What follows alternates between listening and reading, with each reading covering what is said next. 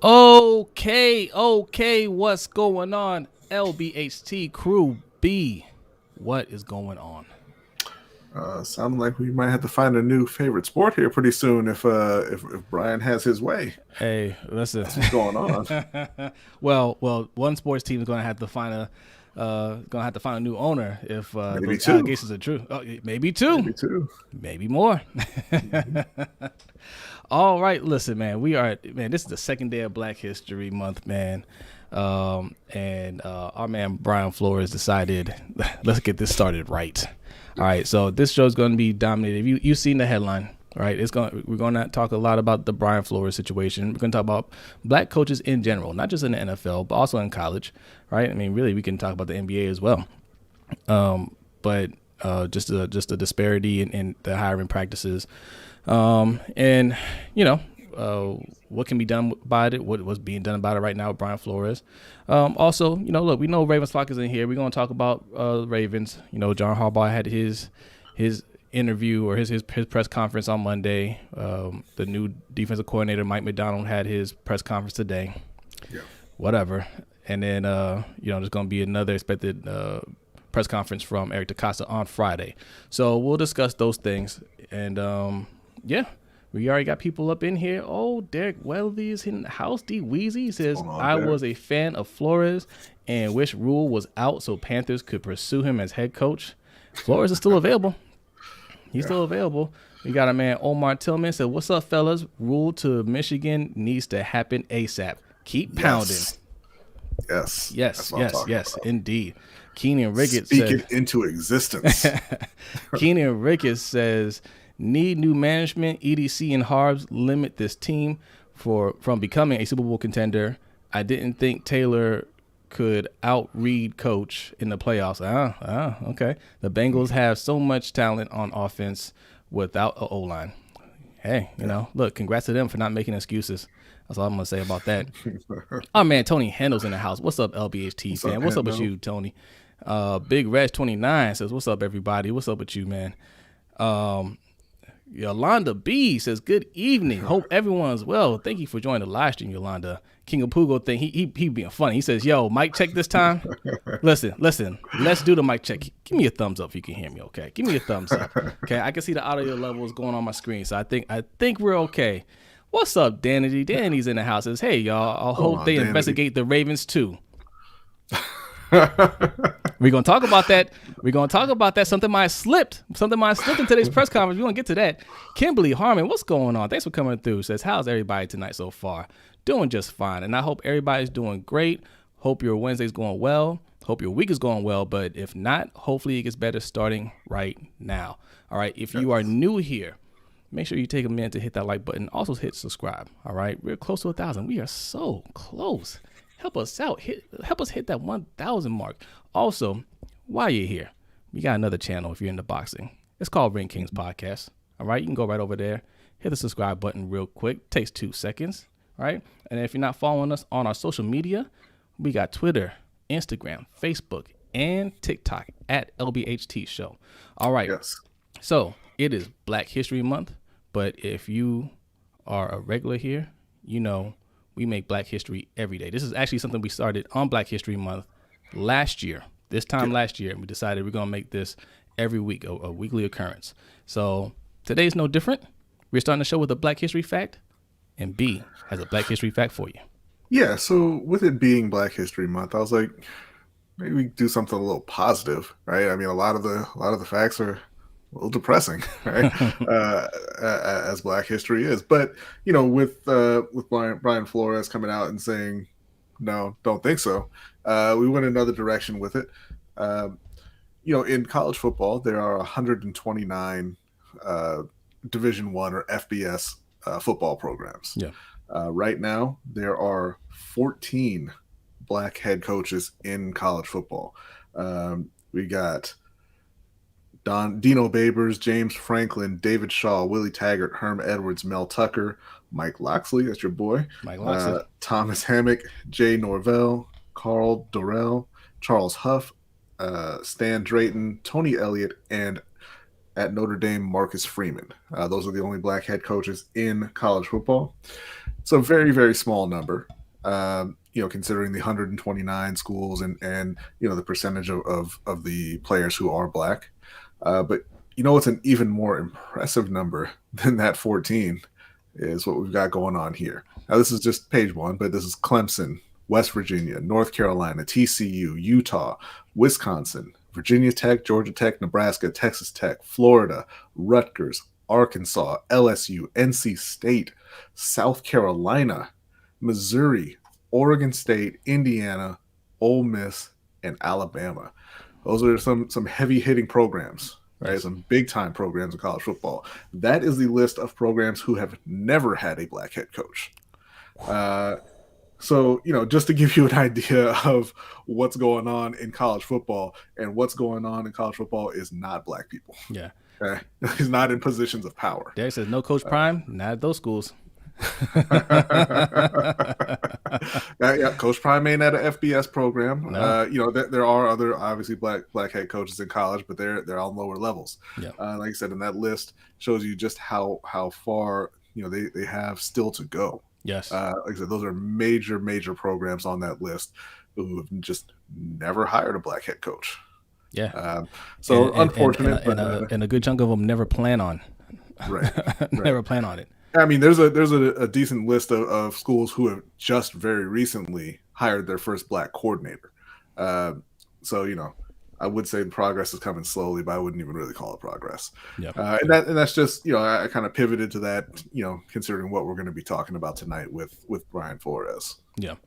All right. So shout out to Suge. Suge's in the house. We were on his show last night on What Real Sports. Is that what it's called? Real Sports. What Real Entertainment. Real Sports with Suge and Colin. It was a lot of fun. Thank you guys for having us on. Yes. And if you guys are not subscribed, also go over to What Real Entertainment. That's WATREEL Entertainment, and hit that subscribe button over there as well. Yeah, no doubt. And shout out to Deshaun. I'm trying to pull up his message here. Where is it? He said, subscribe to Ring Kings podcast ASAP Rocky. Listen to Deshaun. Listen to the champion. Deshaun's the champ, okay? Listen to him. I don't like that. Just Aloe's in the house. What's up, Just Aloe? Says Ravens interviewed 3 black candidates knowing full well Old McDonald already had a job. Oh, we're going to talk about that. Yes. Okay, you guys want Ravens talk? We're going to have some Ravens talk. It's going to tie right into our first story. A couple more shots, and we're going to get right into it. I see you in here, Raven Ron. He says, what up, LBHT? Yes, I still hope Bengals lose. Hey, man. Hey, they're going to be one winner, all right? So, yeah. I mean, it's either them or it's Matt Stafford. Okay, pick your poison. He said, I missed that D.C. press conference. I've been slammed at Lucky work. you. Yeah. So, and we got Ferris is in the house. He said, well, that's FCS school. Yes. Yeah. And shout out to Couch Rider Raven. Says, great info, B. I love that list. There you go. Thank you, Couch. I mean, I don't love the list. I don't love the list. Yeah. It's good info. But yeah. All right. So you guys see the title. You know why we're here. Okay. It was breaking news last night, and they've been talking about it all day today. Man, there's so much to unpack here, B. Like, okay, let's just... Like Bill Belichick being a question mark and exclamation point guy. Yes, okay, if you don't know, I don't know how you don't know. Everybody's talking about it. But basically, Brian Flores filing a, not civil lawsuit, a class action lawsuit against the NFL, New York Giants, Dolphins, Broncos, right? Basically, again, for discrimination, racial discrimination and hiring practices for coaches and execs. So, how did this all start? Our God, the hoodie, Bill Belichick. And if you don't know that Brian Flores used to be an assistant in New England, so he coached under Belichick for several years.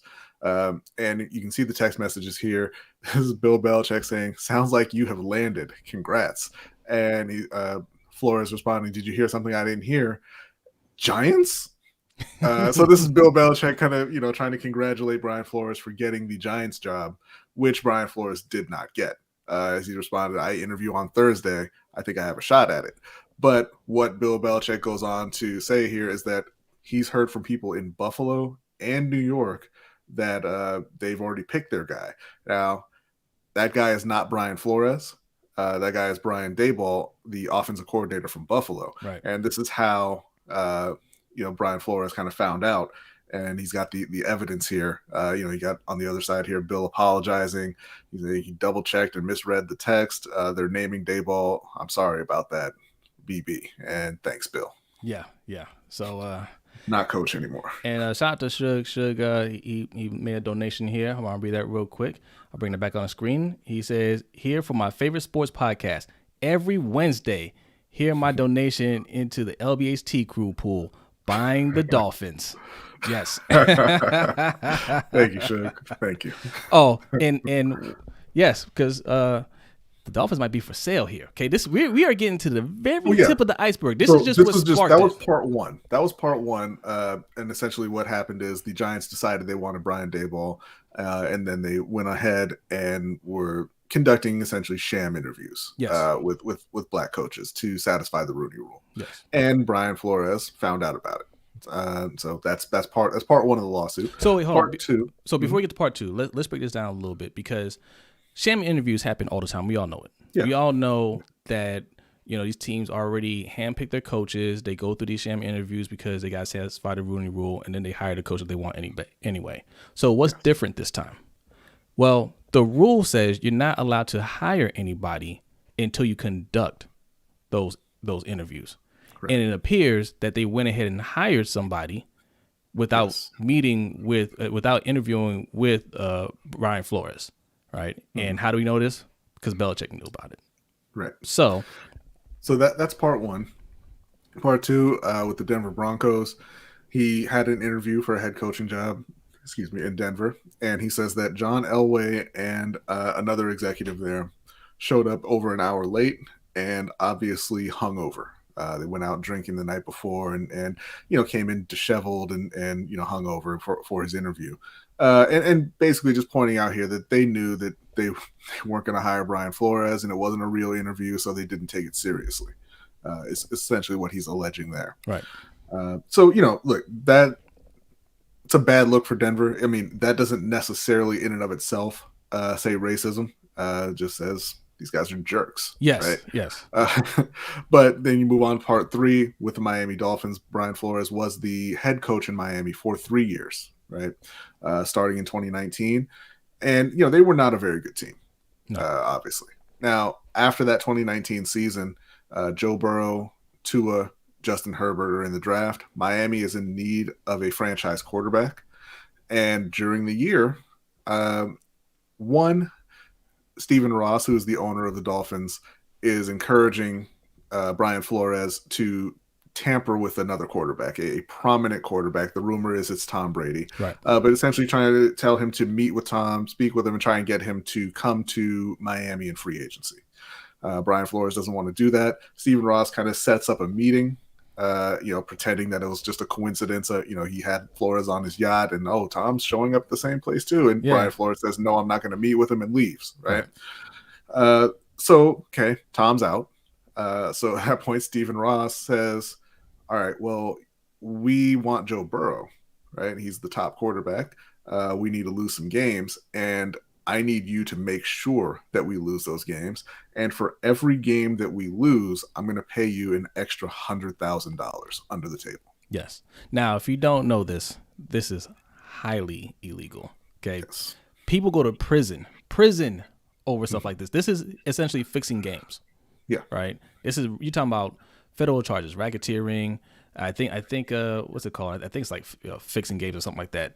It's an actual charge. These are federal crimes that people go to prison for. I know this because I just watched an episode of Bad Sport on Netflix about that. Headache Smith. Yeah, Headache Smith. Okay, this is the same thing on a grander scale because he was only getting like 5,000 here, 10,000 there, right? My man's offering Brian Flores $100,000 for each game that he lost. All right. So and what broke later, not just Brian Flores, but we have a tweet here from Kimberly. Is it? I guess Dimert. Yeah. Congratulations, Brian Flores, for your bravery. We have records that will help your case. DM me. The NFL and the NFL Commission knew about this and covered it up. The Browns did this. They paid Brown, DePodesta, and Barry Yeah. bonus money along with Hugh Jackson to tank in 2016 and 2017. Now Kimberly Dimer, she is the executive on Hugh Jackson's foundation. Yes.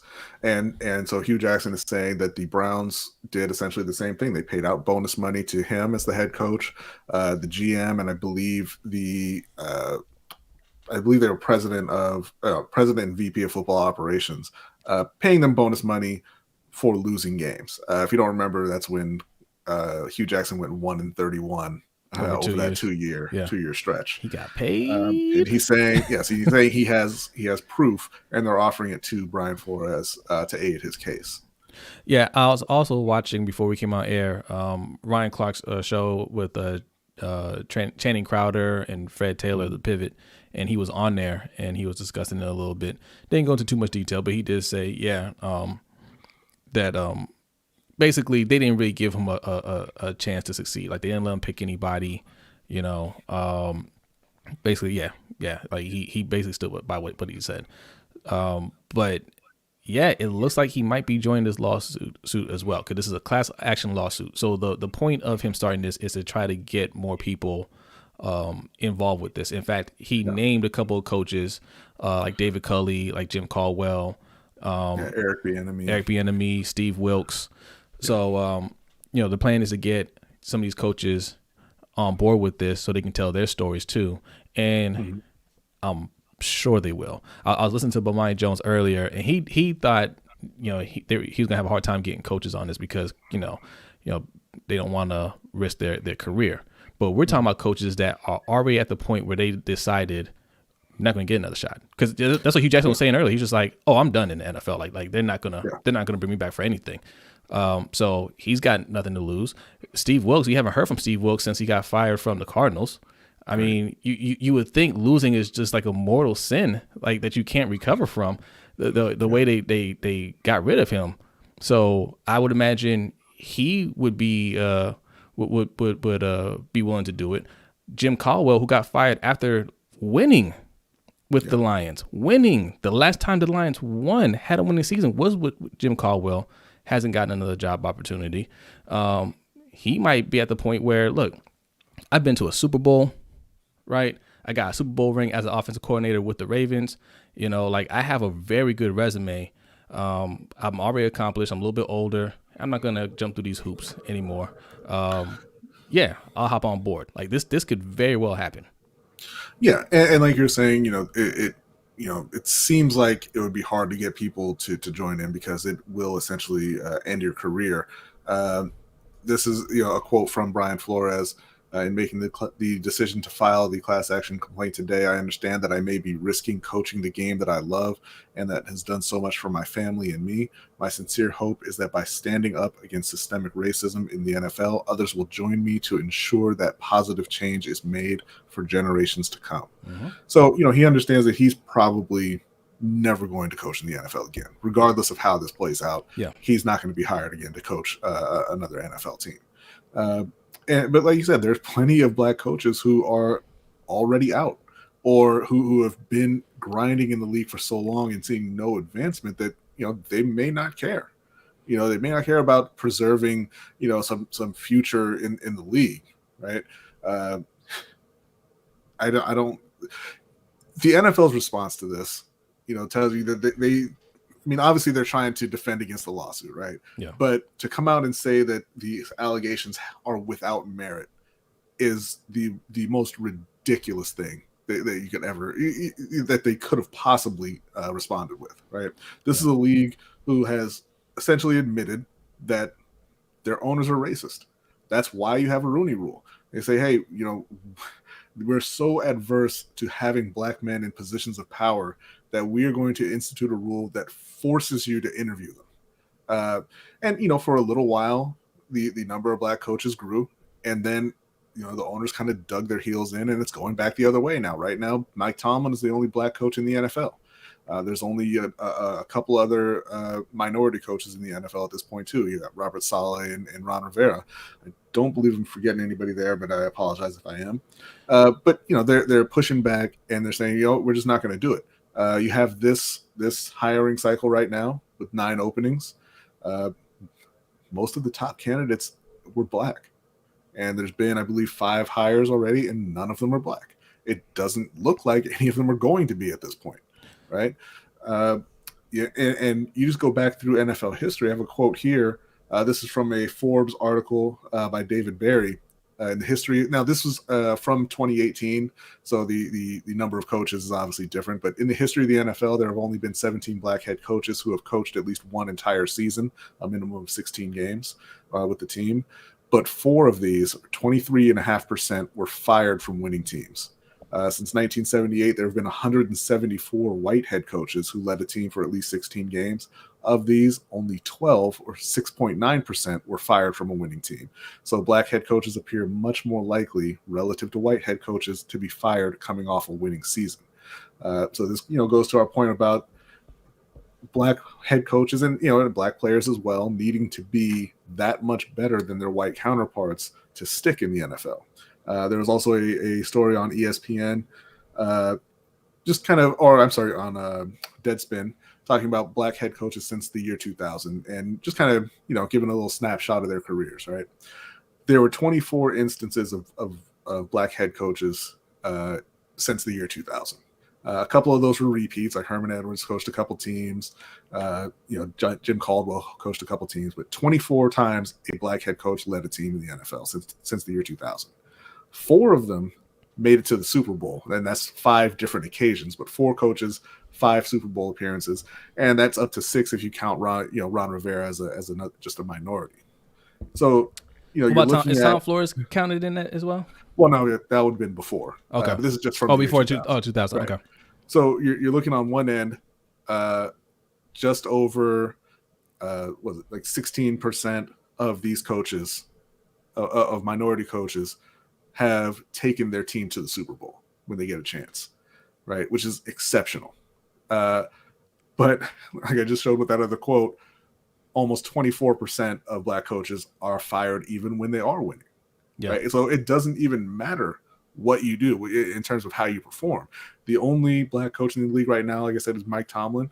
And the only reason he's there is because he's had 15 straight years of never having a losing season.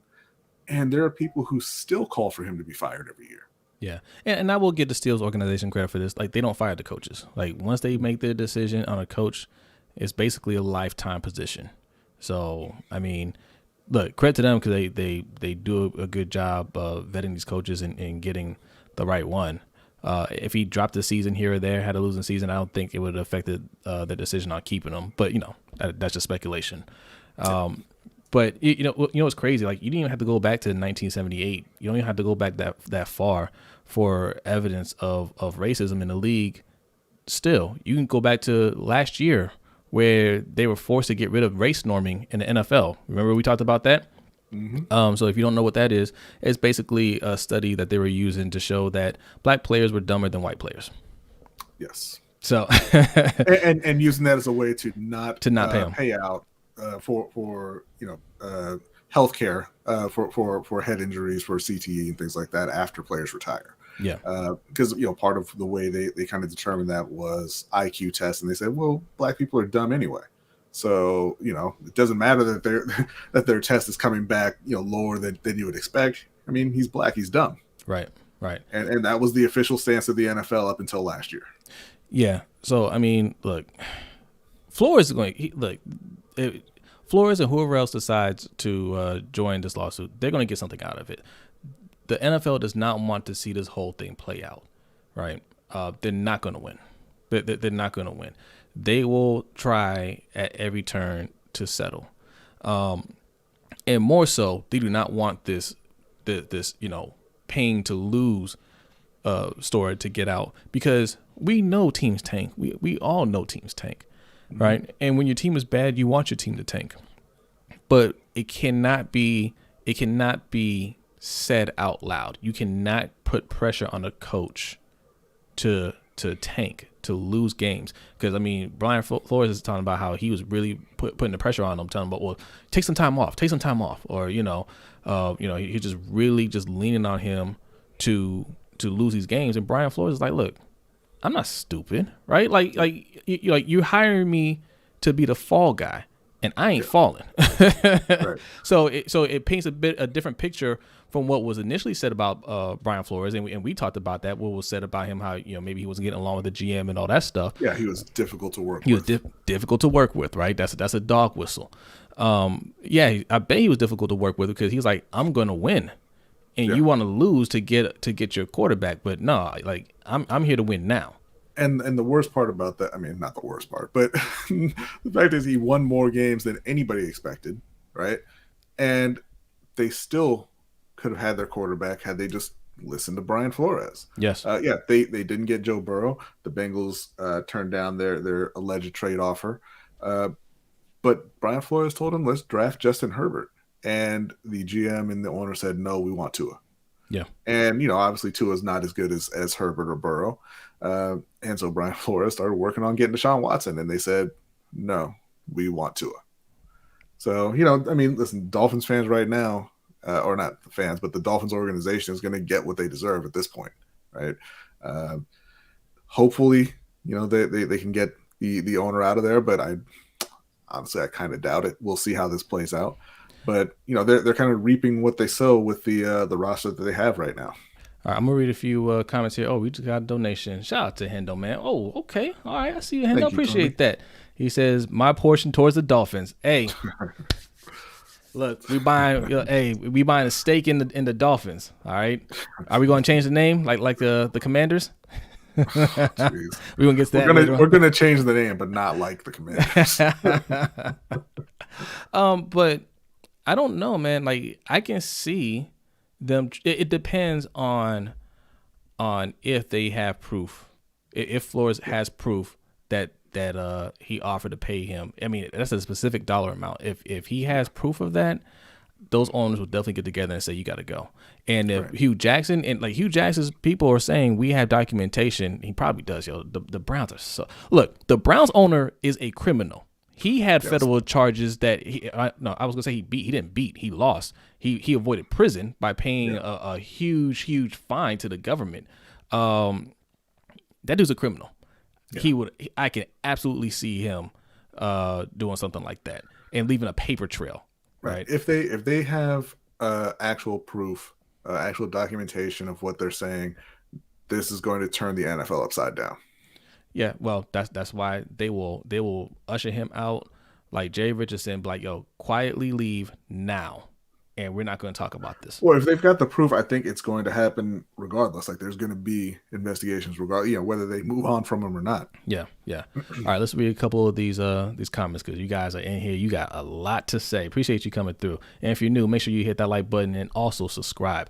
Nitro is in the house. What's up, Nitro? Nitro is killing it on Twitter right now. Those Twitter Spaces. If you're not following Nitro, man, make sure you give him a follow. Nitro, put your Twitter handle in the chat so people can follow you. He says, yo, I'm in, bro. Flame these NFL frauds with their prejudice hiring process. I feel you, brother. I feel you. Zaul Martinez says, hola to everyone. Hola to you, Zaul. Jay Will says, I think Bill sent that on purpose. Me and B think that too. Yeah. He said, doesn't he still have beef with Goodell? Yes. Yes. I think Bill Belichick and the Patriots organization are agents of destruction, right? Any chance that they get to cause some chaos, they will cause it, right? Like they have beef with the NFL, they have beef with Goodell, and I think they saw opportunity to really stick it to them. So shout out to Bill, man. Shout out to the hoodie. Let's see. Danny says not coach anymore. Wasn't no more coach after that slip up. Wait, who are we talking about? I missed something. My bad. Oh, what's up, Ray? Ray's in here. He says 1,000 years from 2022, history may state there were no black players in the NFL today. It has to be a constant struggle for equality. Go Ravens. It is, man. It is. And thanks for coming through. Deshaun says, I'm so happy Flores is putting the manipulation of the Rooney Rule on Front Street. Yes, they tell black coaches to take these interviews for experience, absolutely, knowing it's just to meet their quota. That's exactly what it is. That's exactly what it is. And, I mean, think about it. What happened here was Flores just he reached his breaking point, right? He understood the game from people that came before him. And he understood when he took that job with the Dolphins, I know what it is, man. They trying to hire a losing coach to come in here, tank the team, get the quarterback that they want, and then fire me. And I'm going to flip the script. All right? I'm going to flip the script. They had a losing record, but it wasn't enough to get the guy that they wanted, so they held on to him. And shout out to Suge. Suge says, so if LBHT crew is buying the Dolphins, can I be the head of security? You absolutely can. We all agree Ferris is a defensive coordinator or GM. Brodny, stop breaking people's spirits by having the correct information about their school. Much love. Appreciate you, Suge. Appreciate you, Suge. And shout out to Eric L, man. Thanks for coming through. He says, what's up, my brothers? What's up with you, Eric L? But he knew. Look, you're not going to get me up out of here. And the next year, I'm going to win even more. And the following year, I'm going to win even more. And, he was doing that. He probably thought, look, I'm showing these guys I can win. Just, build around me and I'm your guy. And they fired him. He was already frustrated about that. But this stuff with the Giants, Ferris, shout out to Ferris, man. Ferris is a Giants fan. That would infuriate me too, right? Because he had a Zoom call. They said, I guess he had a Zoom call initially. That wasn't the official meeting, but they had a Zoom call with them. And things were going well, so they set up the official interview, and I didn't put this quote up there. I didn't upload it, but he had a text apparently from somebody that worked for the Giants, a VP of personnel, director of player personnel. Yeah, McDonald, something like McDonald, Tim McDonald, and it appeared that McDonald had suggested to Brian Flores, like talking future talk, like, hey, you're our guy. And he was just like, hey, how do you feel about bringing Brian Daboll on as your offensive coordinator? Because we're hearing he's not happy with the situation with the Bills, right? Not happy working for Sean McDermott. What are your thoughts on that? So they were talking to him as if he was a head coach and, picking his brain about Brian Daboll joining Brian Flores' staff. Yeah. So, of course, he's thinking, I got that in the bag. And then to get a text from your old head coach saying, hey, congratulations. Oh, my bad. Wrong, Brian Daboll got your job. And you're like, damn, I didn't even interview with these guys yet. What are you talking about? Yeah. And, this is a team, they kind of leaked out there that the owner really liked Brian Flores and, and everything. So people thought he was going to get the job. But, the Giants, 100 years, no black head coaches, right? Yeah. They've never had a black head coach. And now they're just out there, conducting these, again, sham interviews just to go and grab the guy that they wanted all along. Yeah. And again, we mentioned it before. There's just a long history, in the league. They banned black players for 12 years in the early 20th century. You mentioned the race norming. They blackball Colin Kaepernick and Eric Reed. It's a constant thing. It goes on and on.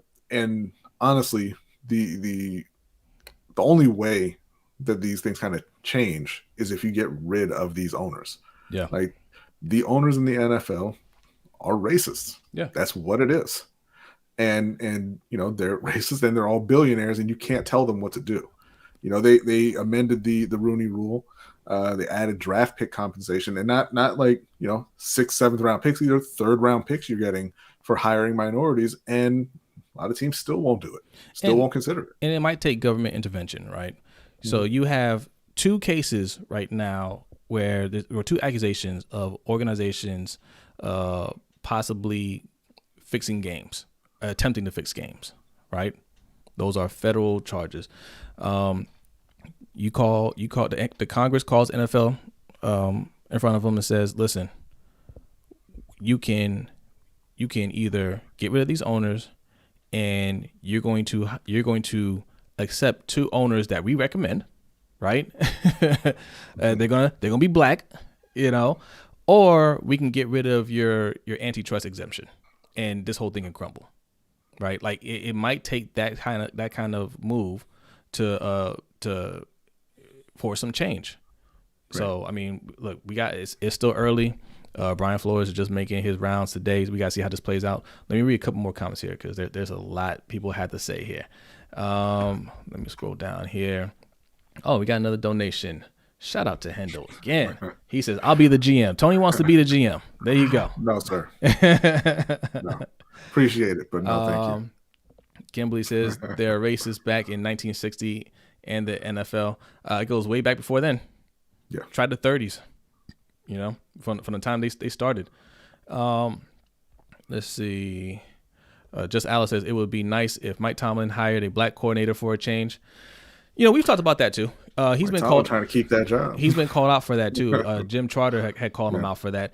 Honestly, he has a secure job, but I don't know how much control he has, even over his own coaching staff. I would think at this point he has enough control to be like, or enough success to be like, I'm doing it my way, or I'll just leave.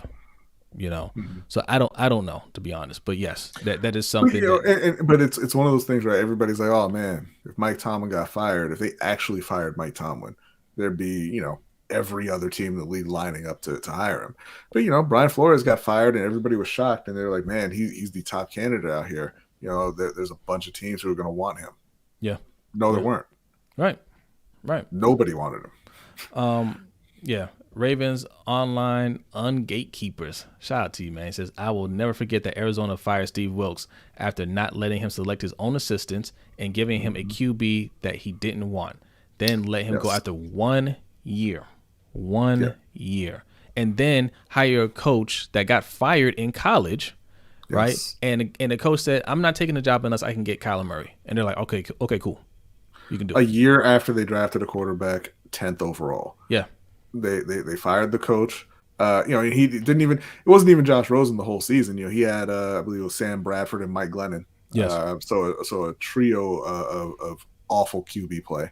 And like I said, the other guy comes in and makes demands. Kyler Murray. Yeah. He gets Kyler Murray. They win 5 games, and it's all good. And he's posting pictures in his mansion on social media. Yeah. Right. All right. Shout out to Deep Mahmood. He says Vikings could hire Patrick Graham after Jim Harbaugh said he was going back to Michigan. It's probably Graham or Kevin O'Connell or Raheem Morris. Again, Raheem Morris is another person. He might as well join this lawsuit. He ain't getting a head coaching job, y'all. Yeah. He's been passed over for so long. He was another one. He didn't get a fair shake when he got hired. What was it? He was the coach in Tampa. Yeah. For I believe 1 or 2 years. Yeah. And he was just there just to just a filler until they got the coach they wanted in there. But he's not going to get another head coaching job, I don't believe. King of Pugo says Flores might have to settle. NFL got too much money and too many lawyers. Look at Kaepernick. Kaepernick didn't have to settle. But what Kaepernick was arguing for and Brian Flores is fighting for two different things. Kaepernick, all he wanted, like Kaepernick never wanted to stop playing, right? Like he just. Oh, go ahead.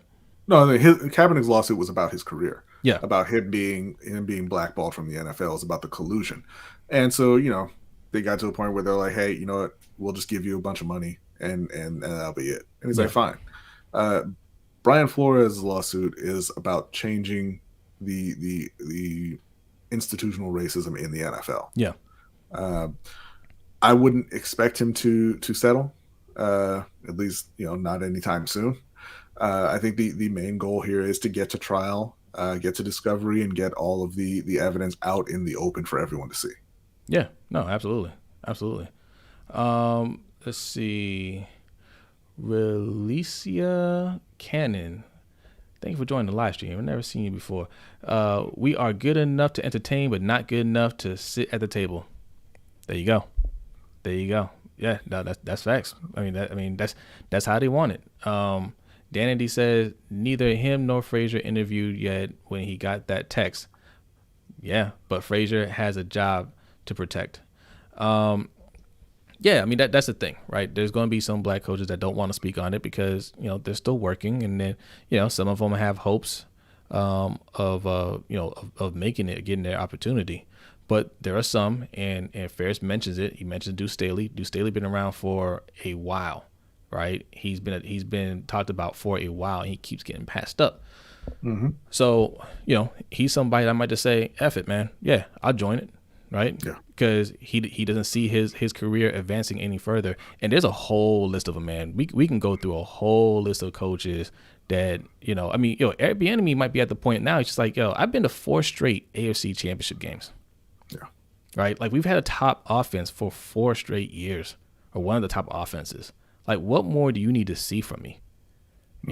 Like, frustration kicks in. Like, all that happened here was all these black coaches feel the same way.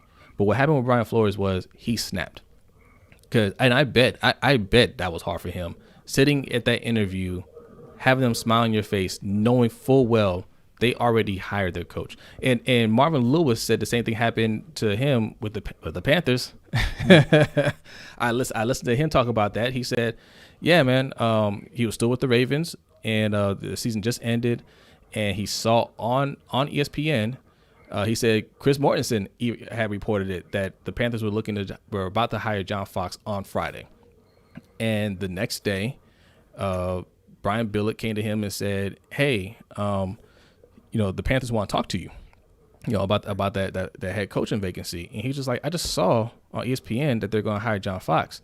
So Brian Billick had Ozzie call over there, and they flew him out there, and he talked to Richardson and his family, and they're like, no, it's not true. And he did an interview, and it came Friday, John Fox was hired. Yeah. Like, that would infuriate me. Like, okay, I'm not mad that you hired your coach, but I just my season just ended. I want to chill, and you're calling me out there when I know it's a BS interview, and I told you I think it's a BS interview. I don't want to do it, but you taught me into going out there for that BS interview. I would be pissed. Yeah, of course. But the teams are just trying to get around the rule. They're not. You're not trying to actually interview these candidates. Yeah. It's like this is one more thing to add to the checklist that we have to do before we get the guy that we already know we want. Yeah. And by the way, that's why so many teams make such terrible coaching hires. It's not that it's that difficult to identify a coach. It's that they don't do the work. Yeah, they're lazy. Adit says he wants Dwayne Johnson as the new majority owner of the Dolphins. That's something he can get behind. Look, I love The Rock as an entertainer. I don't want him in any position of power. I think you'll find that The Rock will be not much different. Yeah. Raymond Ron says, y'all think Steve Bisciotti is a racist? Look, racist is a strong word. I don't think he's, I don't think he's, what was that owner's name for the Lakers? Not the Lakers, the Clippers. Oh, Donald Sterling. He's not Donald Sterling level racist, right? But I think, look, all these owners have a biasness, right? And they're old, they're rich, and they're stuck in their ways. So they have an image of who they want in leadership positions. Now, it might be a little different with Bisciotti because, look, he inherited Ozzie Newsome, and Ozzie was just wildly successful. And they had already decided years in advance that Eric DeCosta was going to be a successor. So it was already built in, right? So there was no need to go and interview or find anybody. It was just there. So I don't know. But they literally just did the same thing to Anthony Weaver. Well, yeah, and I want to talk about that too. Do you want to do lunch money bets first, and then we can get to? Yeah. Okay. All right. I'm gonna read a couple more comments. We're gonna do lunch money bets, and then we're gonna look. This story is going to bleed over into the Ravens story because I'm sure any organization will have a similar story. You could pick anyone, and you can talk to the black coaches on that staff, and they will tell you something very similar. What's going on today, right now? Let's see. Relicia, let me know if I'm pronouncing it right. Relicia Cannon says Atlanta Falcons owner Arthur Blank definitely racist. And again, look, I'm not going to argue it, right? But are they just flat out racist? Are they just they're extremely biased? You know what I mean? Like B said, I don't think they hate black people, but I think they look at black people as lesser. Kimberly says, and that could just be a subconscious thing. but that's Yeah. something that needs to be addressed. Yeah. Kimberly says it's sad that coaches get fired on the job and the NFL. Yeah. Yeah. Let's see. Just Alice says in the league that's 75% black, the majority of coaches and GMs should be black. Yeah, I mean, even if it's not equal number, can we get 40%? Can we get 50%? Nick Wright says something that hit the nail on the head today. I know a lot of people hate Nick Wright, but he was just like, if you woke up tomorrow and half of the coaches in the NHL were black, would you think that's normal? Right. No, you would like, that's odd. Because that's a league where it's only 2% of the league is black. Yeah. You would thinking, well, something seems out of place. So why is it normal in the NFL and the NBA? Right? Because they've normalized it and we're used to seeing it all these years. But that's not based off of merit. That's this whole thing. That's not a merit based thing. That's we want people that look like us, the owners. Yeah. Right. Andrew Sakira says, he's on the Kimber. He said, I thought Bieniemy did not get hired as a head coach last year because he was destined to be the Ravens' next head coach, like fate. But yeah. But I mean, well, I'll save my comment for afterwards. But so we can bring on Derek right now. Yes, it is time. It is time for you gambling degenerates to get your pen and paper out. Okay, take down these hot notes. We're gonna go through this. We're gonna talk some lunch money bets. We'll get back to the talk. This is a hot topic. But listen. Speaking of gambling, right? Because I didn't even mention that Stephen Ross, the owner of the Dolphins, that same year where he was telling Brian Flores to tank, that same year he invested in a gambling agency, a gambling company. So, the same year he's telling people he's telling his coach, you don't want to win these games. He's investing in a gambling company. That's definitely going to get investigated. But yes, D Weezy is here. What is going on, my friend? What is going on, fellas? How we doing, man? How did we do last week? Well, it ended up actually going 0-2. The Rams lost on the hook on the spread with that 3-point victory. Now, like I had mentioned, I had that futures position. I was able to set myself up where I had plus money locked. It was either break even or, the Rams won. And so where I had a ticket that was plus 525 originally, once they made it to the playoffs, I was just able to hedge off against them the entire way. Okay. And, it just became a question of how much risk did I want to involve with that ticket, because I could have, stopped after the first round or the second round. But, they happen to be going up against the 49ers, somebody clearly they've struggled with. If you want a better example of two teams being evenly matched, I don't know how you find something that came down to a last-second field goal in a low-scoring game. Yeah. If there ain't a more 50-50 scenario, I don't know what is. So the fact that I was able to just be able to take that ticket, and, this was an odds booster that I found mid-season, just scrolling, just looking for something. And I seen that, and I was like, you know what?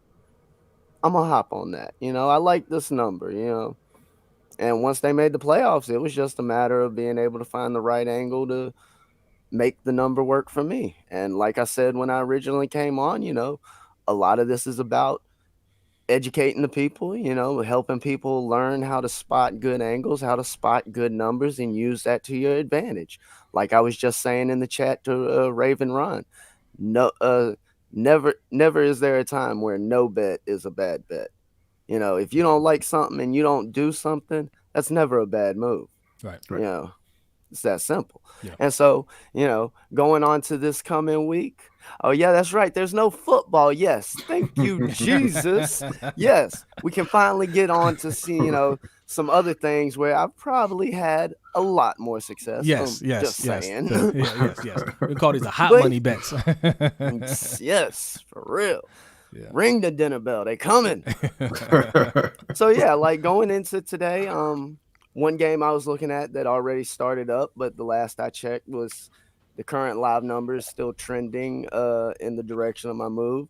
Charlotte, Boston. You've heard me say before in the past couple weeks, Charlotte has been a over team when it comes to game totals. Their games go over. Well, in the past 2 months, going back to I believe it was about January 2nd, happened to notice that they've been a severely under team about 75% of the time.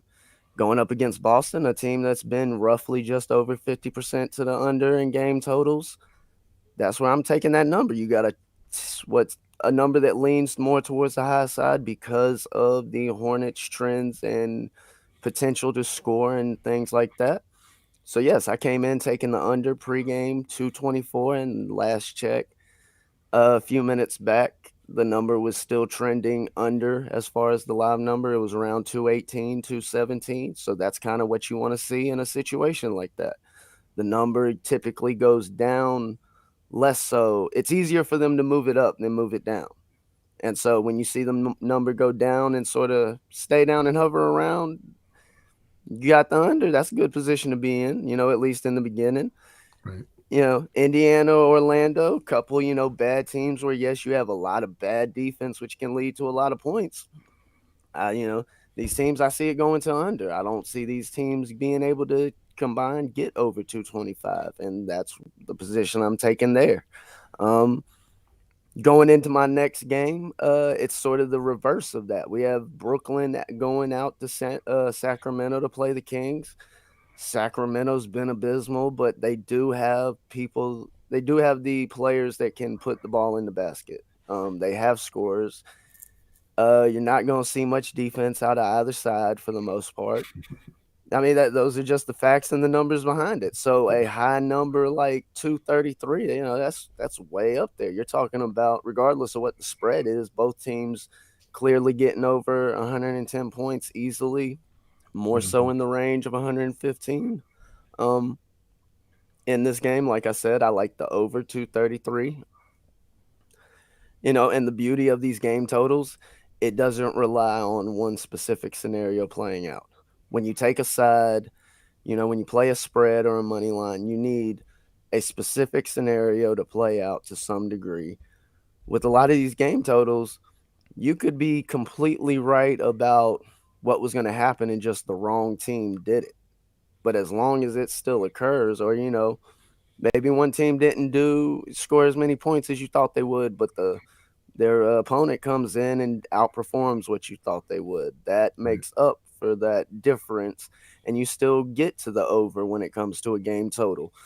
So, that's, again, back to what I was saying. Sometimes it's about just being able to find good angles. Going into my last NBA play of the night, Brodny will probably like this one. Lakers -4 going into the with Portland. Yes. Portland's banged up. They don't have a lot going on. The same can be said on the other line. It's You don't have to say it, though. Same You don't can be have to say said. it. Same can be said. Do I need to say it louder so they can hear me? But yeah, cool. so I do like the -4 with the Lakers in this game. Yeah. Traditionally, those in the Discord can tell you I've been more a game total person with my plays in the NBA this season. Now, to spice things up a little bit, I like to, stretch out and advance, and reach out to other sports, unlike a lot of the people in the Discord that like to come with the hate. Yes. So as I was peeking through things and looking through things, we got some World Cup qualifiers going on. And for those out there that like the other football, I found a nice it's little the biggest game. sport in the world. Okay, I'll allow it. Go ahead. All right. So coming into tonight, I noticed, basically Panama's taking on Mexico. Mexico has been playing horribly. They have one win in, I believe, 5 or 6 matchups in World Cup qualifying play. The only team they beat was Jamaica, who has no wins and is in second to last in their group. Yikes. Panama is +900, basically 10-1 to win outright. Panama is hot. They've won 3 or 4 of their last, I want to say 6 or 7 outright, only have 1 or 2 losses. I believe there was a draw mixed in there. I like Panama in this situation. You heard me say it a lot this season with NFL teams. You want a hot team, and that's what you got here. And you got a big money, plus number on their side. So that being said, not only did I take Panama money line plus 10-1, basically plus 1,000. We got USA playing. I believe it's Honduras tonight, another World Cup qualifier where worst team in the group. They're just expected to just run them to death, beat them up, expecting multiple goals. Kickoffs or the match started at 7. They were up, or it was 7:30. They were up a goal and within 5-6 minutes in the game. They going into that game, they were minus 600, big underdogs. You don't play that by itself. You can't touch a number like that. Right. Well, if you gonna play 10-1, you might as well throw them together and make it 12-1. You got the big favorite on the one side. So USA money line, they're ahead at the moment. Last check, Panama hopefully tonight comes through with the big win, 12-1. Y'all seen me hit big ones before. Y'all call me crazy all the time. If y'all feeling brave, take this D Weezy bet right here. Okay, you want to make a little money. All right, Valentine's Day is right around the corner. We got a few comments here. Let's get through these and we got Raven Ron here. Degenerate Ron makes an appearance. He says parlay bets: Portland Lakers over 223, Denver Utah over 220.5. D Weezy, your thoughts. Also, any over on Hornets games versus good teams? As far as the Hornets versus good teams, I would definitely say that would be probably the way to lean, because you're talking about their opponent being more successful at getting the ball in the basket, making more difficult shots, better ball movement, things that lead to more scoring. It's not a question of if the Hornets can score. It's a question of how much defense they play. As far as those other two overs, I was looking at the Denver game. For whatever reason, I didn't like that number. To me, this season, it seems like Denver's tend to be a under team regardless of how regardless of how the other team is playing, people injured or whatnot. They'll win the game. It's not a question of if they'll win, but it tends to go to that underside. They don't mind grinding out a game. If you want to slow it down and push it along, they're fine to do it and run that half-court offense. Okay. Yeah, so with that Laker game, as far as the total, when you're talking about teams being banged up and not necessarily knowing who all's starting, that was one I looked at a little bit, but like I said, I didn't really like the total there. I kind of, I like the spread, so I jumped on the -4. I think that's what was going to be good there. Okay. And excuse me, guys. I know you guys see me moving the graphic around. I'm trying to get it out of D Weezy's face there. Zaul Martinez says, I took the Knicks plus 8.5 tonight. I don't know if that's a bad bet. What are your thoughts, D Weezy? Who are they playing tonight? The Knicks.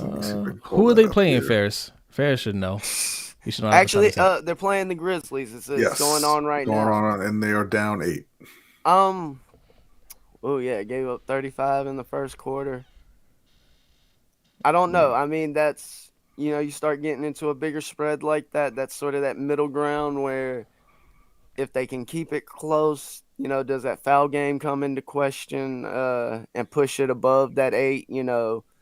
Those final seconds, what looked to be like a 5 or 6 point loss, couple fouls, ends up making it a 9-point loss.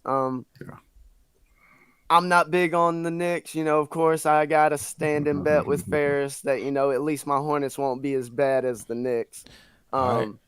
And speaking of Ferris, he says, D Weezy, I got me a LaMelo jersey. There you go. There you go. All right, y'all. If y'all want to see more D Weezy, you can find him in our Discord. He's got his own channel, Lunch Money Bets. Also, he hangs out with us on the Overtime Show, which happens right after this show. If you want to be a part of that or you want to hang out in the Discord, you just go to patreon.com/LBHT Show. We'll tell you more about that in a second. D Weezy also writes articles on our website, LBHTshow.com. He covers the Panthers, and look, you can find him also on the Let's Get Ready Network with Caleb. You want some more betting? You need more of this. You need some more hot takes. Make sure you subscribe to Let's Get Ready Network. D Weezy, appreciate you coming through, and we will see you soon, my friend. Yes, everybody take care out there. And like Jose just said, Super Bowl's still coming. Me and Caleb are going to be digging into a lot of props. And those that know the gambling side when it comes to the Super Bowl, that's traditionally a big thing. You see a lot of props and different things. And that's the more the book exposes themselves, the more chance you can find a good angle on something. All right, my friend. I'll see you soon. Thank you, Derek. All right. Yes. Okay. Let's put the graphic back on real quick. Yes.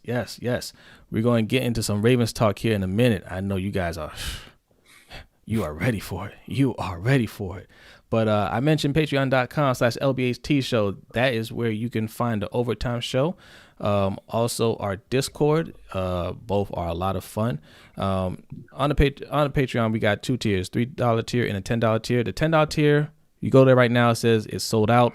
That's because we are sold out, but we're about to open it back up here soon. Real quick, B, tell them what they can get for those tiers.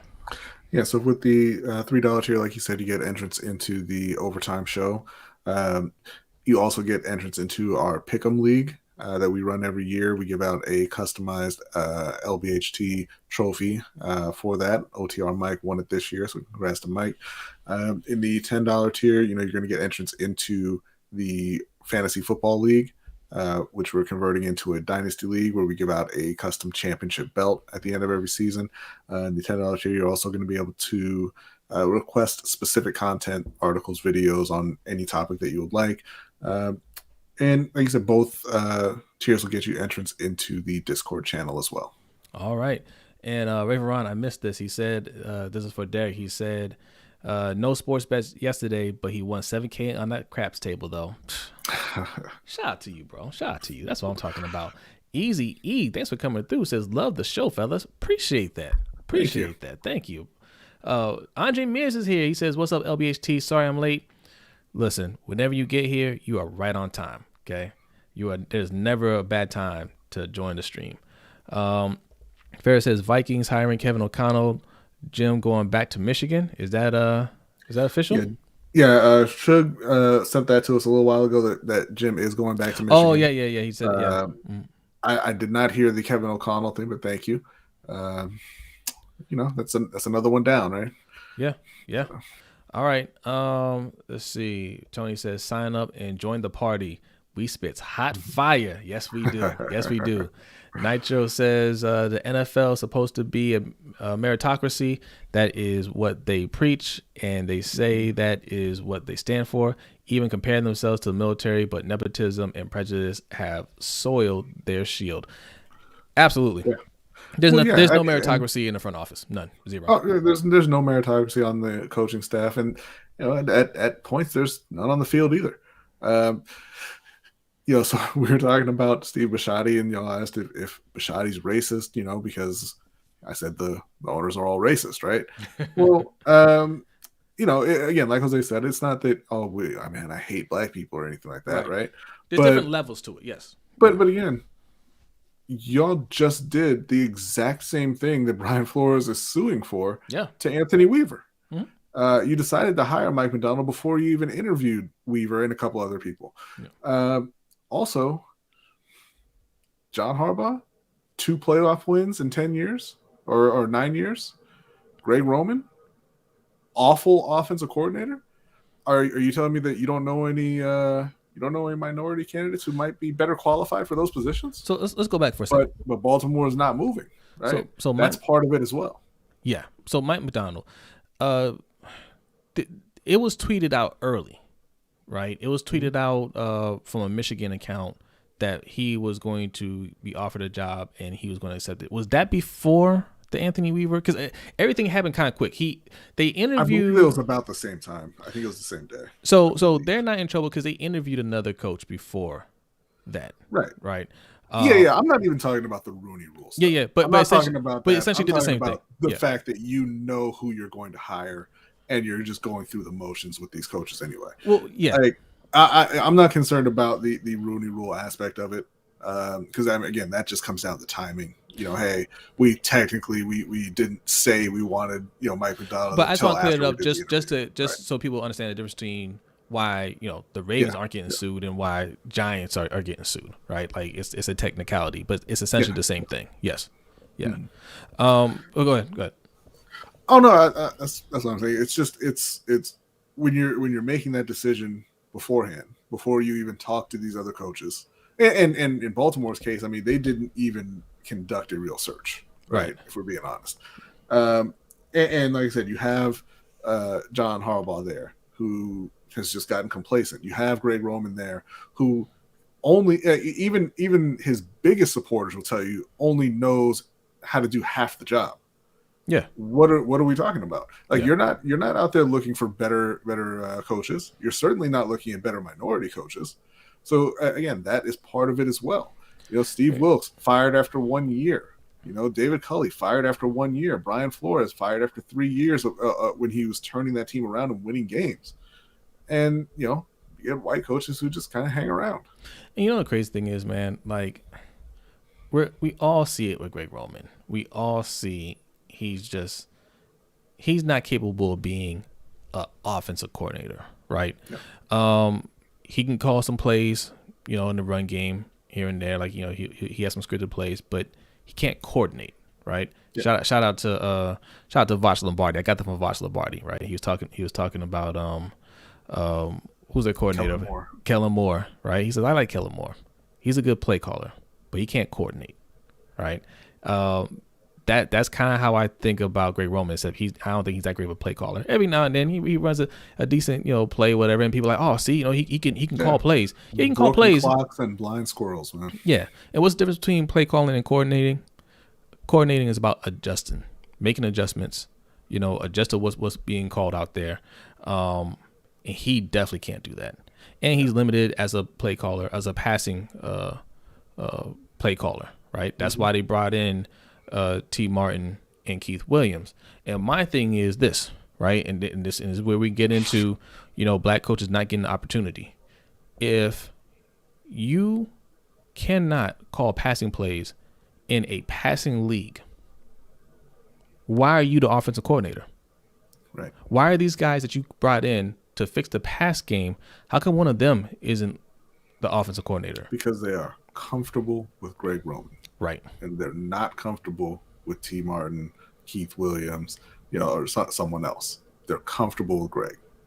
And that's what it boils down to in Baltimore. That's what it boils down to in every team around the league. Yeah. That's why Eric Bieniemy is not a head coach. That's why Byron Leftwich is not a head coach. These owners are not comfortable with them. Yeah. Yeah. We read a couple of comments here. Let's see. Deshaun says, if you join the fantasy league, I highly recommend a mid-season trade with B. Here we go. Yeah. Deshaun is referring to this, which I essentially won for him by trading him a couple players while my team was going down in flames. Yes. Congrats, Deshaun. It's not happening again. That's a one-time thing. One-time thing. All right. Danny says they called new defensive coordinator Harbaugh's son.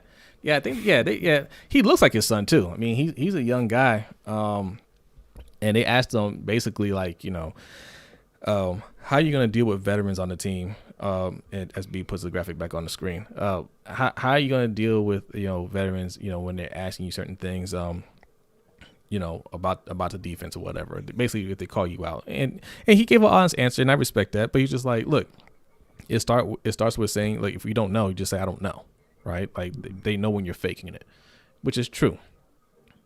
But maybe you should know. Yeah, maybe you should know. Maybe if you don't know, you shouldn't have that job. It's one of 32 jobs. You should know. Mm-hmm. But if you don't know, I promise you, there is one person out there who's better qualified for that position than you. Yes. It was a well thought out answer, but it was the wrong answer, and that stuck out to me as a reason why he should not have gotten that job. Right? It might still work out. I mean, look, I don't know. Right? I don't know. Like, but I don't feel good about it. I can tell you that. Right? Yeah. Anytime these type of hires happen, because it's not based off of merit. Everybody's looking at the 1 year he did in college, and shout out to our man Garnett West, because he sent this to us. Looking at the stats of Michigan defense over the years, because they'll have you thinking this man completely transformed that program into a defensive powerhouse. And all that really happened was they had one down year the year before he got there, one really bad year, and he got there and they bounced back. But the years previously to that, they were consistently a top 20, top 25 school in the country in terms of defense. So he didn't really change anything, right? Like, he caught them on the upswing, Is that doesn't mean? And by the way, also, sorry to cut you off there, but turned them around, turned them into a powerhouse, because they played Georgia, and that walk-on quarterback ripped their secondary apart. So how good were they really? Yeah. Shout out to RTV. He says, great content. Y'all the best. Thumbs up. Appreciate that, brother. Thank you. I appreciate that. Casmy G is here. What's up, Casmy? Says, maybe Lamar needs to start asserting his influence to get Giro up out of here. No more compromise on contract or offensive strategy going forward. So I want to talk about that too, right? We didn't really talk about John Harbaugh's press conference. They didn't ask him about Lamar Jackson, but I did listen to it was Engraven, Sarah Ellison, and Kadri Ismail. They did a Spaces the other day, and Kadri, he has an inside track on what's going on with Lamar's contract, right? He got, I'm not sure if he was there. He got it on from a good, reliable source that he was offered a good contract, and basically it was just basically they want to stay, but they just think the Ravens can offer more. They can just do better. So I got the feeling from what he was saying that Lamar is going to sign a contract. It's just about getting everything that he wants in that contract. That's what it seemed like. Or I mean, look, he said like he said he didn't say the dollar amount, but he said it wasn't a disrespectful amount. They didn't disrespect him, although that's all relative, right? Because if you didn't make him the highest paid quarterback, you try to make him the third highest paid quarterback, that could be looked at as disrespect, right? So I mean, we'll see, but I think they will get that worked out. But look, I mean, he's not signed yet. He's holding out. I mean, it could be the money thing. It could be other things. Hey, yes, we're close on the money. We'll get that done. But also, what are you going to do about Greg Roman? Or what are you going to do? Or not even Greg Roman. Maybe he likes Roman and Harbaugh. Maybe it's, what are you going to do with the O-line? Hollywood, you bring Hollywood back. Hey, AB's out there. I've been asking you for AB forever. Are you gonna sign AB? I need one more person. I like Sammy Watkins. He's nice. We're from the same neighborhood, or we're in same area. But I don't like him like that. Not in the field. You know what I'm saying? Like, can you give me somebody a little bit better? Maybe it's those things. So he might be trying to force those things already. All right. Attitude Pop, what's going on? He says the Washington football team should be canceled for naming their team the Commanders. That sounded like a high school team name should have stuck with the Redskins, and Snyder is racist and should be shot. Wow. Well, first of all, that took a turn towards the end there. Attitude Pop. We do not condone the words of Attitude Pop on here. Okay, we do not condone violence. Yes, Snyder is a racist. The name Redskins is racist, so they should not have stuck with that name. A little all over the place, but yeah, since he mentioned it, I guess we'll go ahead and real quick we'll get back to the Ravens. There. Washington Commanders looking like trash. I mean, I like the black one. Yeah, I like the black jersey. I don't like that black helmet. that black helmet looks stupid. I don't know. I'm circling with a mouse, like y'all can see that. You can't see it. That black helmet looks dumb, but it's a very uninspiring name and uniform combination there. But like everybody else, it's going to look really good if they start winning some games. Yeah. The Broncos uniform looked pretty dumb right up until Terrell Davis started doing that mile high salute and they were running people over. Then it looked pretty tight then. Yeah. Looks pretty stupid again. Josh Hoffman says that looks like a bad movie poster. Our man E is here. E says look like ASU. Yeah. The Sun Devils. Yep. They need to get some of these college designers, man, because some of these colleges got some great uniforms. Senior Pugh said they'll be called the commies. I really wish I had downloaded the video of that little crew doing their commander's chant outside the building. I wanted to. It looks so uninspiring. Such an embarrassment. All right. Back to the Ravens. That was terrible. Yeah. But yeah, again, the Ravens are kind of back in the situation they were in last year, right? Everybody, at the end of the season, were like, "Yo, you getting rid of Greg Roman, right?" And they're like, "No, we're gonna bring him back." Like, okay, well, you're gonna fix that O-line, right? You're gonna get some more wide receivers, right? And they're like, "Yeah, we got you." And then they didn't do it. And Greg Roman was terrible. The O-line was terrible. The wide receivers weren't as good as everybody was hoping. And now we're back here again. We're like, "Yo, you're definitely firing Roman this time, right?" And like, no, he's coming back. And the O-line's even worse. And, wide receiver is still a big need, as everyone else in the AFC is showing you. And the NFC. I'm sorry, I gotta read this. Adit says, "What's next? Cobra Commander is the mascot for Washington." Actually, I would be on board with that. Yeah. Tony Henderson says, you want to bring it back? Go Cobra Commander. Tony Henderson says, "Cobra."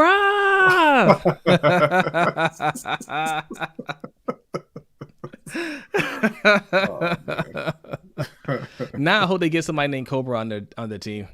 He has to be called Cobra Commander. Okay, all right. Commandos would sound better than the Commanders. Just about anything would. Yeah. Adit says, "I think Ravens offer 6 or 7 years. Probably Lamar wants 4, so he can cash out when he's 30 or 31. Yeah, I don't know. They didn't really give any real detail about it. I'm sure I'm not sure, but I hope we hear more on Friday, right? What's going on with that? I doubt if they're close, we'll probably get a little bit more information. But if they're not close, they'll be real vague and they won't say a whole lot about it. Raven Ron says he's got to go. He'll see us next show. Appreciate you coming through, Raven Ron. Thank you. Thank you. Let's see here. Eric says y'all fried the defensive coordinator really quick. Yeah. We took yeah. Look. There wasn't much to say about him, right? There's not much to say about him. He's young. He had a good year in Michigan, and we'll see. That's not ideal. That's not the ideal pick. Well, they said the aggressiveness is going to stay. So, yeah, that's great. Doesn't mean anything to me, right? Like, doesn't mean anything. Like, we'll see. I don't know exactly how many, right? I'm just going to pick a number here, but let's say there's been 1,000 press conferences introducing a new defensive coordinator in the NFL. 1,000 of them said we're going to be aggressive. Yeah. You're a defense. You're supposed to be aggressive. Aggressive, attacking, and multiple. Yeah. Let's see. Oh, they're talking about Tony, I didn't know now anyone could go harder than Sarah besides Mink and Cassie, of course. So that space is with Engraven. Shout out to Engraven, man. That space is with him, Sarah Ellison, and Kadri Ishmael. It was interesting, and Engraven had a flex on Kadri a little bit. I saw you, Engraven. I saw you. Kadri was trying to. He took a tiny little jab. And I like Kadri. Kadri, he took a tiny little jabs, kind of like, hey, you fans don't know what you're talking about. And Gray was like, oh, we ain't stupid. Kaji backed up. He backed up. But it was a good conversation. And I'm glad they had him on here. Shout out to Sarah Ellison. Kaji, I mean, he better do his homework, because Engraven got 5 times as many followers than him on Twitter. Oh, he noticed that. He noticed that. I like Kaji though. And shout out to both of them, Sarah Ellison and Kaji Ishmael, because they both recognize that they have a similar opinion when it comes to Greg Roman. They're both for keeping Greg Roman, so they wanted to bring somebody with a different opinion. That's why they had Engraven on there, and it was a great conversation. So yeah. I'm glad they did it. But yes. So Harbaugh also mentioned the wide receivers. He basically threw them under a bus, which I didn't like. They asked him about the passing routes and everything like that. I think somebody said, "Hey, it looked like a lot of times the wide receivers are running in the same direction. Like, is that by design or whatever?" And he said, "Hey, sometimes wide receivers are allowed to freelance, and sometimes they're just running the wrong route. And we're taking care of that internally or whatever that and is." the difference between those two is, did you catch the ball or did you not catch the ball? Listen, it's can this be blamed on me or not? Because if you caught it and we got a first down, I let him freelance sometimes. If you're running into coverage, then you ran the wrong route. But the answer is no, they weren't catching the ball, and that's why you notice it. Like, you notice it because like they're all going the same direction. The play looks ugly. What's going on there? And I mean, yes, he did a coach speak like, "Oh yeah, I take accountability for that," but like that's after he was throwing people under a bus essentially. And what does I take accountability for that mean? You're getting an extension. Accountability how? Right. It's easy to take accountability when you run laps. Yeah, John? You ain't running laps. Right. What are you gonna do? But that's exactly the point, right? Like that's our problem with Greg Roman. You didn't even have a good response from your coach as to why these wide receivers are doing that, right? But he doesn't want to throw Greg Roman under a bus, so he's calling out the players. If players are freelancing and it's not working, you're like, hey, sometimes they're allowed to do that. That's essentially what we said. Like sometimes, like they're allowed to freelance. Like we draw it up that way. They see something, right? But if they're not doing it right, stop letting them do it. Say no more of that. You're gonna run the route.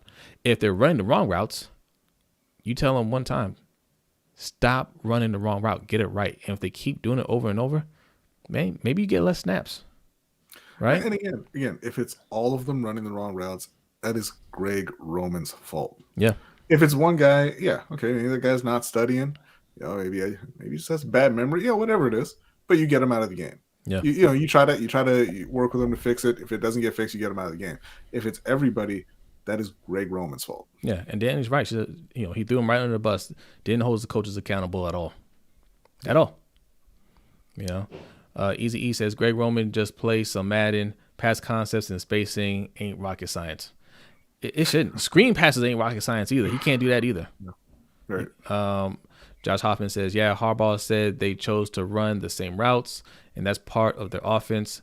Some lies. Does the QB get to know the routes? They can freelance within parameters. Yes. Yeah.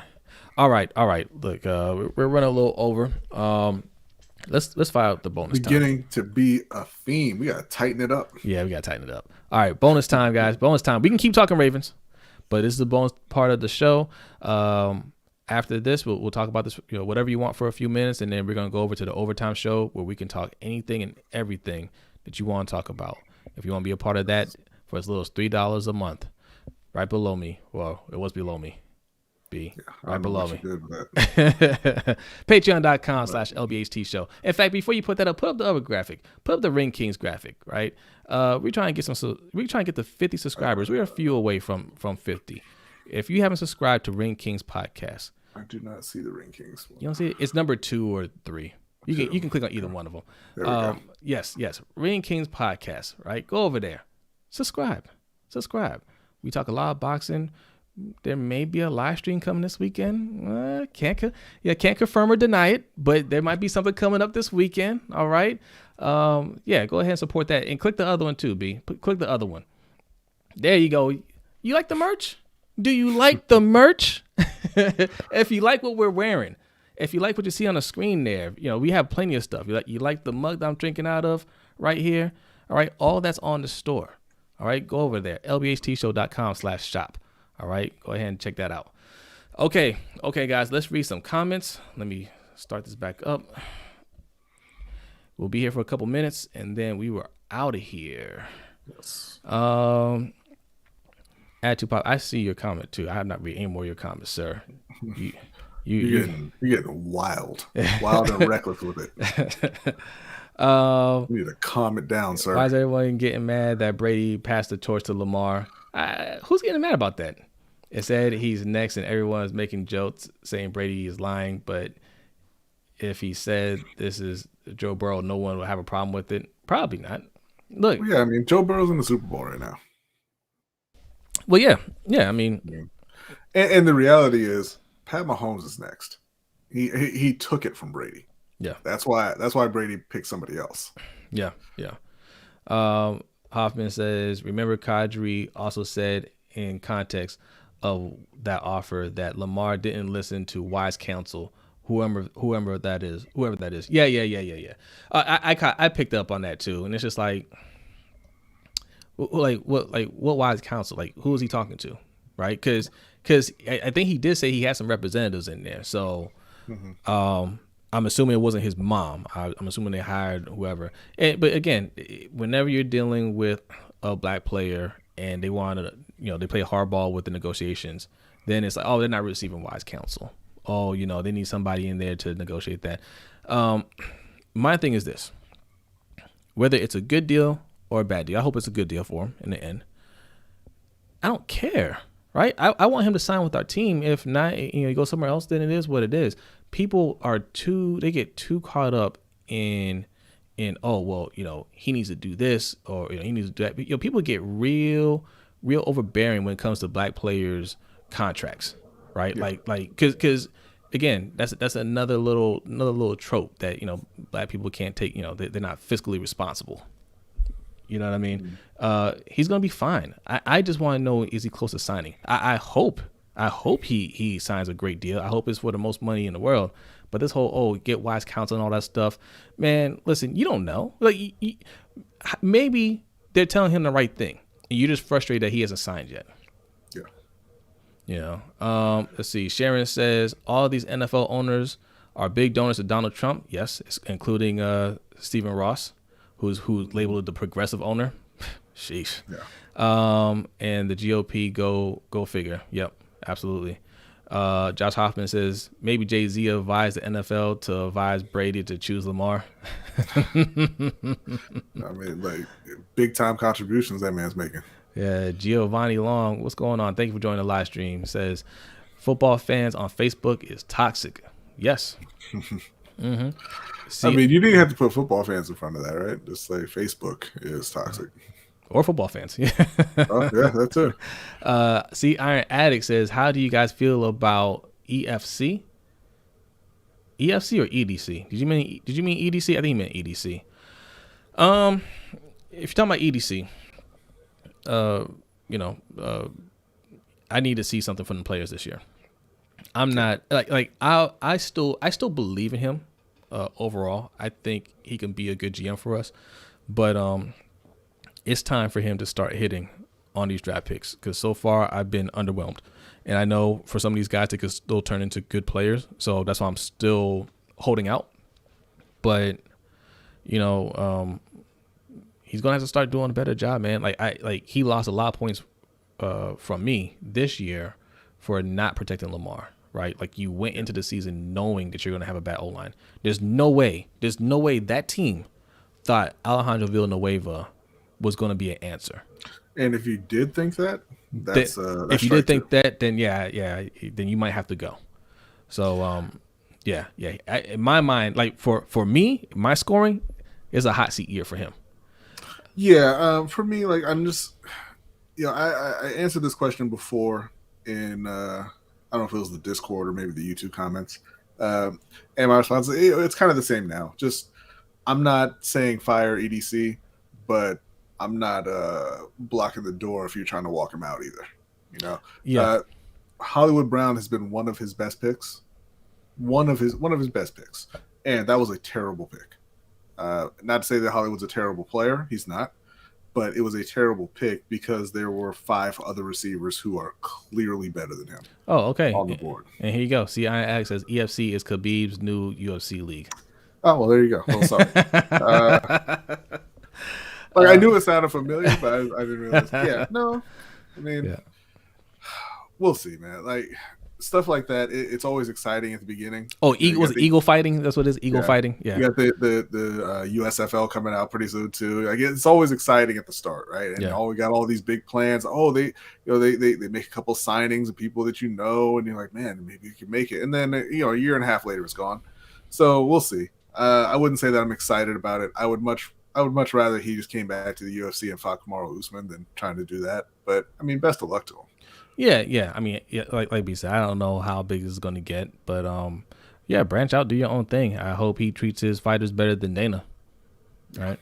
Who else do I want to read in here? Click One, what's up? He says, "What's good, y'all? Thanks for coming through, Click One." What's up? Man, just Al. He said Kadri's a team mouthpiece. There's no way he should even know what the Ravens offered Lamar. I don't think he's a mouthpiece because he said some things like he wasn't a big fan of Roman either. He was just saying it may not be the worst move keeping him this year, but like he wasn't defending anything that Roman did wrong either. That is not that's not a strong statement. Well, it may not be the worst thing you could do. Right. You're supposed to be an elite football organization. Yeah. Like we think about it as, oh man, the NFL is the only league. They're not the only league. There are tons of leagues. So here's you are supposed to be the best. Yes. Of the best. Here's the thing. Kadri works. I'm not sure if he still works for the Ravens, but like he calls games, right? Sarah Ellison used to work for the Ravens. They're both like Ravens media, and they have a good relationship with the organization.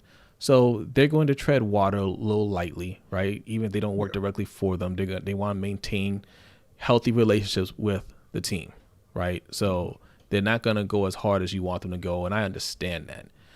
As long as you're not attacking the fans, right, trying to defend them, that's where I get that's why I get irritated. If you're just you're just protecting your investment, so to speak, okay, whatever, it is what it is. I totally get that.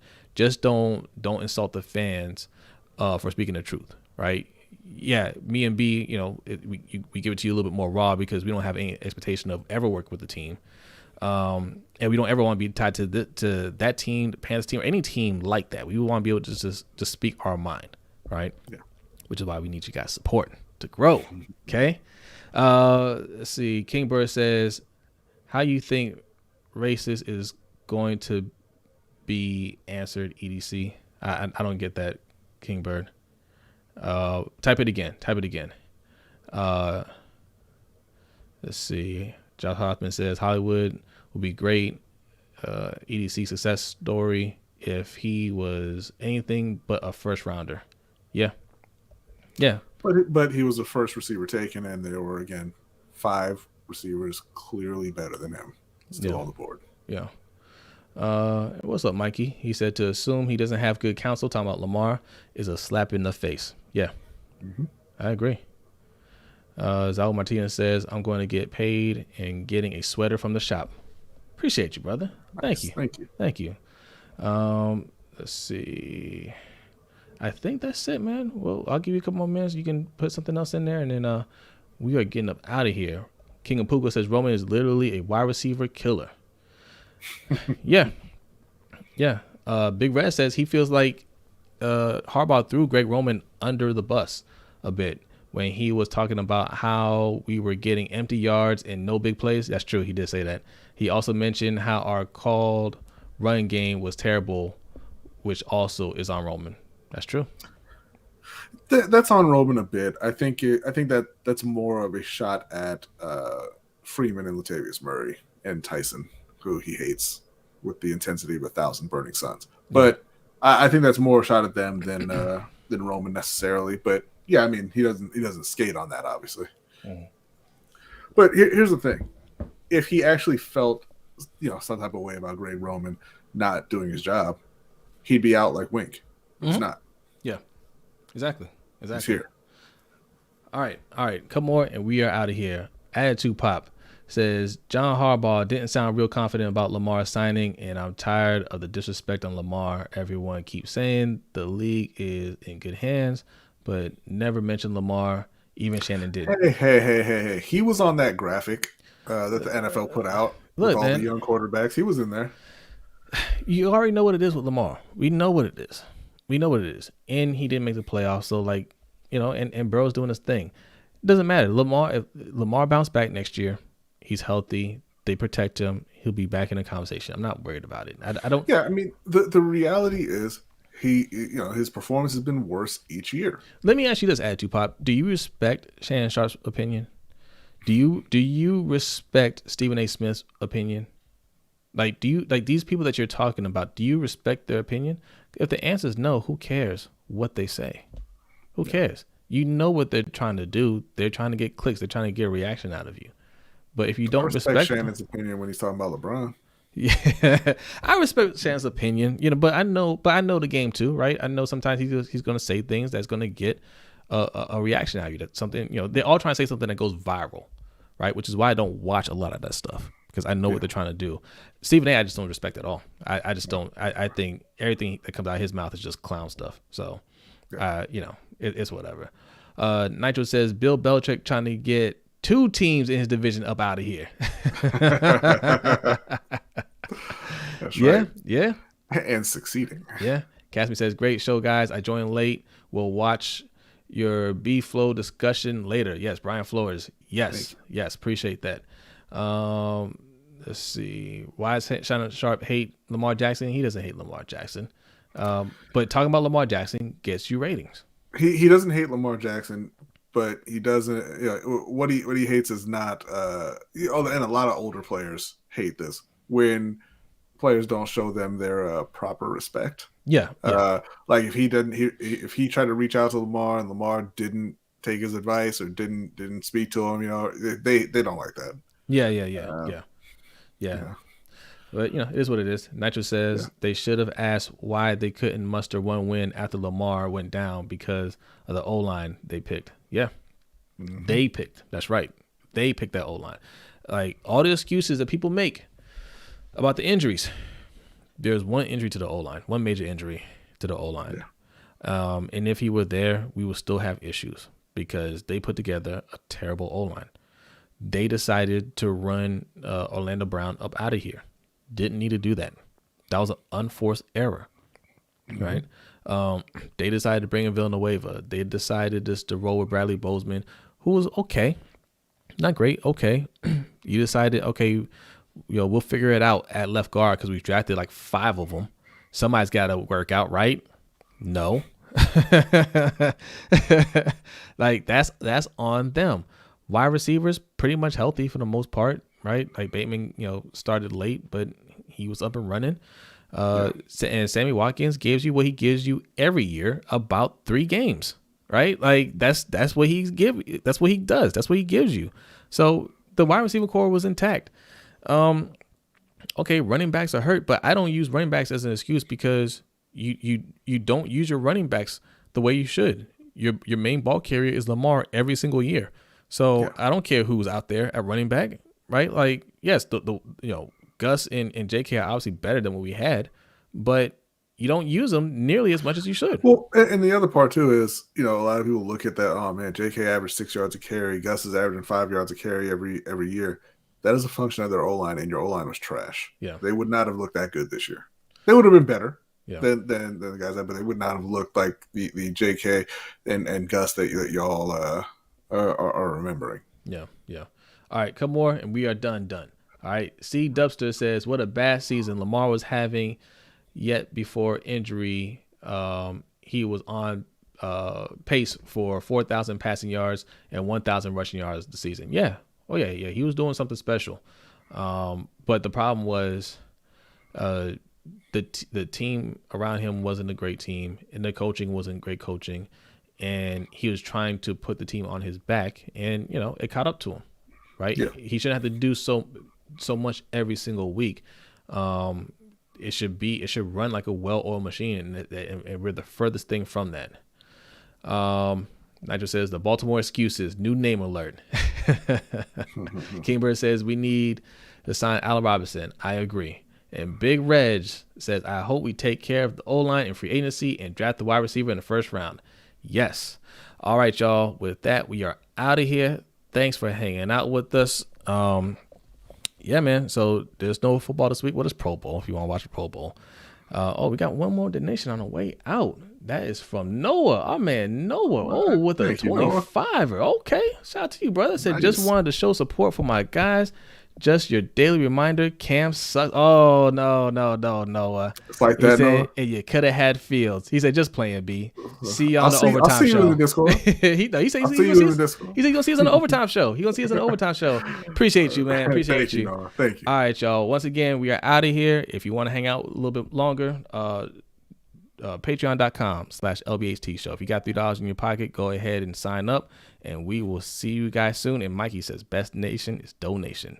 Indeed. B, are you ready? Yes. We are out of here, y'all. Peace out.